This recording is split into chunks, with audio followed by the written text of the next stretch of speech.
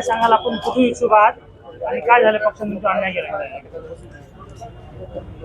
मी सर्वप्रथम पक्षाची महानगर प्रमुख म्हणून पूर्ण जिल्ह्याची महिला आघाडीची संघटक आहे आणि मी जे माझ्या म्हणजे महिला आघाडी माझी जी पूर्ण पदाधिकारी, तर त्या पदाधिकाऱ्याच्या म्हणजे आज 500 महिला जे सपोर्टला आहे माझ्या पदाधिकारी, तर त्यांनी मला पुढे हे केलं का ताई तुम्ही महानगर प्रमुख आहे, एक जबाबदारी म्हणजे पक्ष म्हणजे तुमच्याकडे एक मोठं पद आहे, तर तुम्ही फॉर्म भरा. आम्ही इच्छुक सुद्धा फॉर्म भरत नाही, पण तुम्ही एक जर नगरसेवक झाल्या तर आम्ही सर्व महिला नगरसेवक झाल्यासारखं आहे. तर त्यांनी माझ्यासाठी म्हणजे त्याग केला पूर्ण महिला आघाडीनं.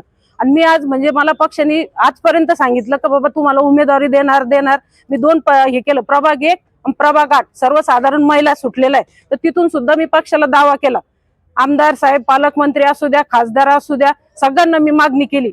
पण आज माझ्यावरच म्हणजे एवढा अन्याय उलाला का मला पक्षाला म्हणजे एकच मागणी का जर तुम्ही लाडकी बहीण म्हणत असाल तर लाडक्या बहिणीला जर माझ्यासारखी एवढी मोठी जिल्ह्याची महानगर प्रमुख असून मला जर न्याय नाहीये, तर ह्या महिला बाकीच्या महिला तर पूर्ण म्हणजे खचलेल्या आहे. तर त्यांचं म्हणणं पडलं ताई तुम्ही 30 वर्षापासून पक्षासाठी एवढा संघर्ष करू लागल्या. आज मी माझ्या जीवाचा सुद्धा विचार केला नाही, खासदारकीला ऑपरेशन केलं नाही, मी आमदारकीला ऑपरेशन केलं नाही, यांचे सगळे इलेक्शन झाल्यानंतर मी ऑपरेशन केलं. आज माझ्या ऑपरेशनाला 5 महिने झाले, अक्षरशः 2 किलोचा गोळा माझ्या पोटात निघलेला आहे, माझ्याकडे रिपोर्ट सुद्धा आहे. आणि खासदारकीला सुद्धा मी ऑपरेशनला चालले होते, ते मी ऑपरेशन टाळलं, ते सुद्धा माझ्याकडे फाईल आहे.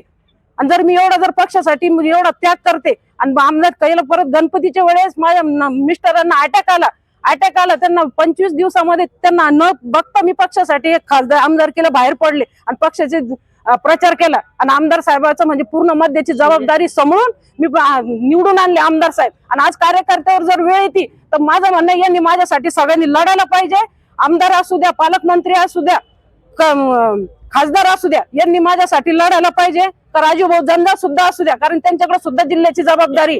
तर सगळ्यांनी मला न्याय दिला पाहिजे आणि मी हे न्याय घेतल्याशिवाय इथून मी जाणारच नाहीये. कारण की मला त्यांनी म्हणजे आजपर्यंत शब्द दिला का ताई तुम्ही एक महानगर प्रमुख आहे, तुम्हाला 100% उमेदवारी दिल्या जाईल. आणि आजच्या घडीला मला उमेदवारी नाकारली जाऊ लागली, तर तुम्हीच सांगा मी काय करायचं आणि कोणाकडे न्याय मागायचा. आम्ही पेढे वाटले, पेढे दिले त्यांना. काल म्हणजे मी अक्षरशः म्हणजे 2-3 दिवसापासून मी टेन्शन मध्ये होते उमेदवारीच्या. तर मला परवा म्हणजे एकदम माझा म्हणजे बीपी 250 झाला. मी मेडिकलला ऍडमिट होते, हे सलाईन माझ्या हाताला ऍडमिट होते. मला काल सुट्टी झाली मेडिकल हॉस्पिटल मधून आणि आज मला फॉर्म भरायचा आहे. तर आज मला पक्ष म्हणतो का नाही इकडे वाढ सुटले गेलेले. तर तुम्ही सांगा मी आता न्याय कोणाला मागायचा आणि मला अन्याय झालाच पाहिजे. कारण की माझं जर काही बरं वाईट झालं तर मी याचं सर्वस्व जबाबदारी पक्षावर सोपवणार आहे.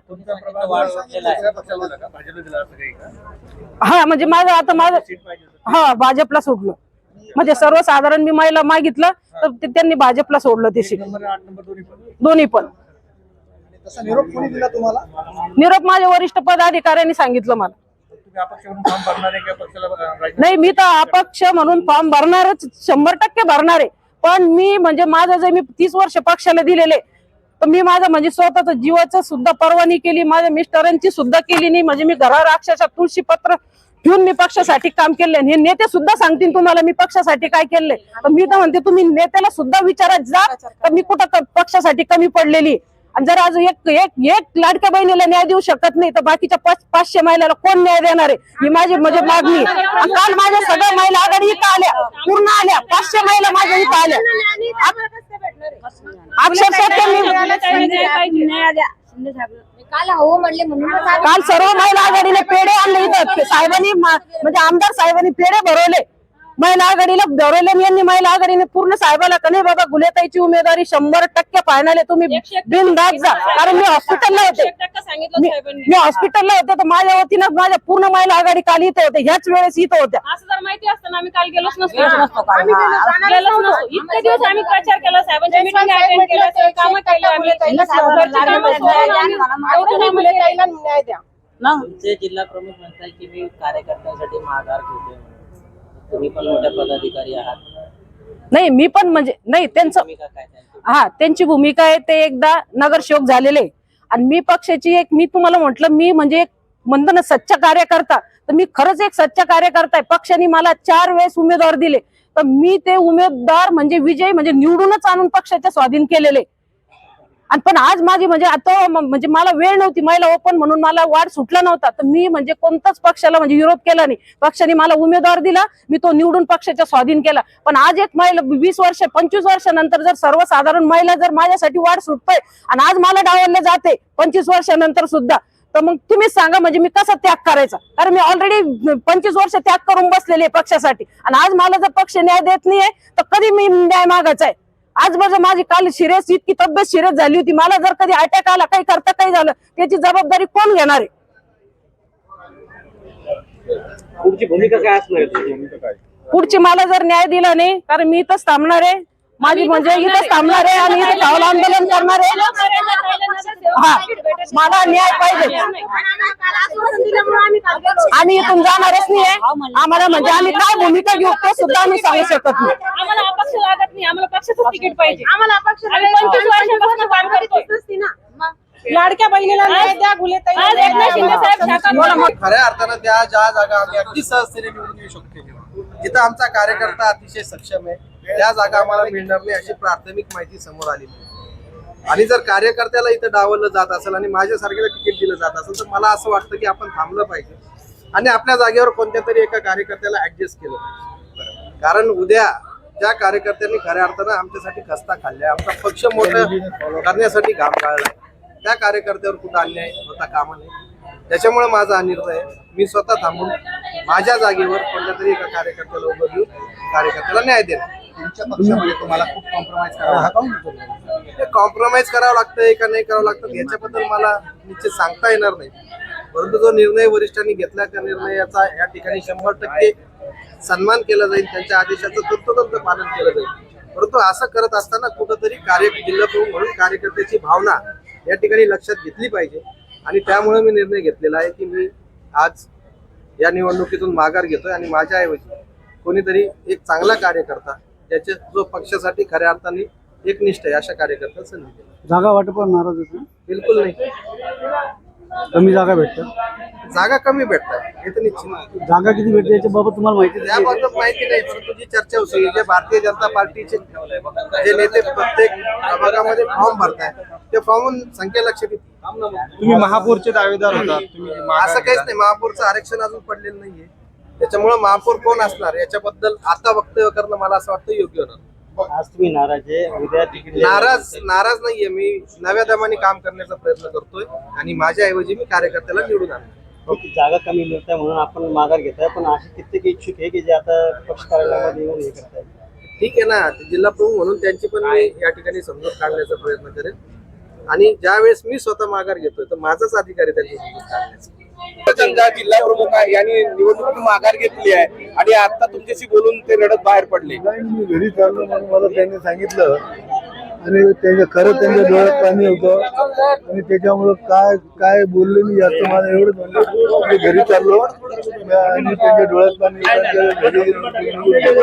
का नाराज आहेत, का रडले? काय माहिती त्यांच्या वार्डा बाबतीत ते नाही माहिती, त्यांच्या वार्डासाठी म्हणून मी लढतच नाही असं त्यांचं म्हणणं आहे. कारण की शेवटी या बाबतीत माननीय महाराष्ट्राचे आमचे नेते एकनाथ शिंदे साहेबांची आता थोड्या वेळात मी आमच्या या महिलांचा विषय असेल, राजीव झंडाळाजीचा विषय असेल, शहरातले असे 4-5 लोकांचा विषय आहे, तो विषय शिंदे साहेबांशी मी बोलणार आहे.